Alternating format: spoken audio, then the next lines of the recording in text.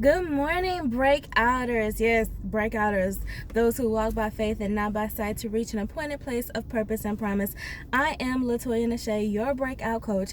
I was born to live an unstuck, unbound, unbreakable life in Christ, and so were you. You know, a lot of times not a lot of times, y'all, all the time, on the way to purpose, on the way to breaking out, going through that process, you are going to cry. There are going to be some hard times. You're going to shed some tears.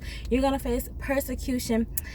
You are going to have people who want to put you in a box. There will be those who feel like they can tell you what you can and cannot be, where you can and cannot go. Case in point, poor little, I don't know if it's Haley or Hallie. Anyways, I think it's Haley. Haley Bailey.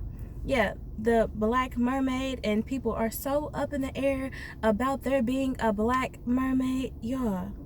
First of all, mermaids aren't human, and I keep hearing that there is still a biology major in me. So people are like, well, she's a fish and fish don't have race.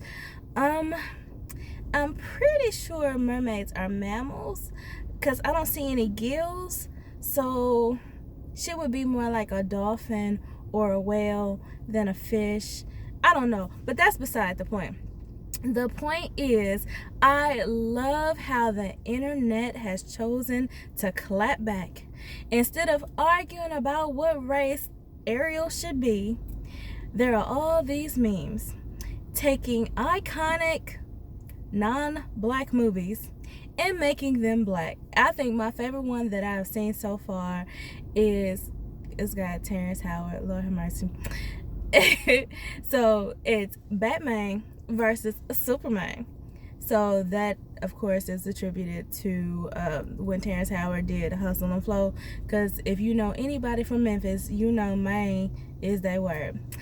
Anyway, so instead of arguing, instead of getting all in your feelings, again, the internet has chosen to go the comedic route. And thankfully, we serve a God who turns our mourning into dancing, and he turns our sorrows into joy. He has a way of taking that hard stuff, those difficult things, and wrapping them in his grace and in his mercy, his holiness and his righteousness, and making it something that we can smile about. And I don't know that it's always that things pan out exactly the way we want them, especially not in the time that we want them, but he does cause us to have a different perspective, to be able to process it differently and understand why the path was necessary, and also to bring us to a place to where we're strong enough and we can look back and see how his hand was with us all the time, and then share that thing with others. And so our pain just has like this redemptive property to it,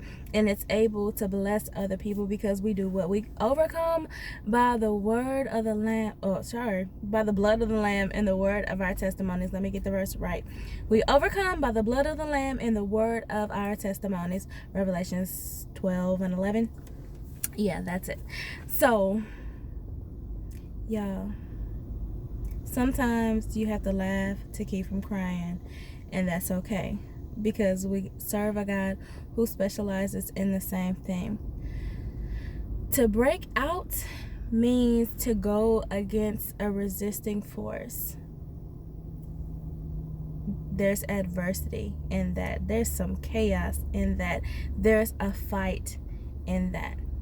So that said, there are going to be some tears to cry. But again, he turns our mourning into dancing. He turns our sorrows into joy. That comes straight from Psalm chapter 30. Go read it, especially down at the bottom. That's where it comes from. Those last few verses of that. So, yeah, you're going to go through some things. It's okay. Just because it's hard does not mean it's not God. Keep on keeping on. Trust the process. Lean into his presence. Know that through everything, God is still good, and he calls us all things, good and bad things, to work together for our good.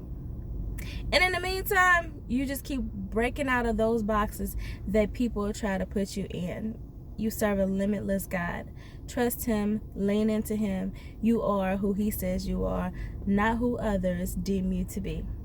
I'm done. Time to go to work. Bye, y'all.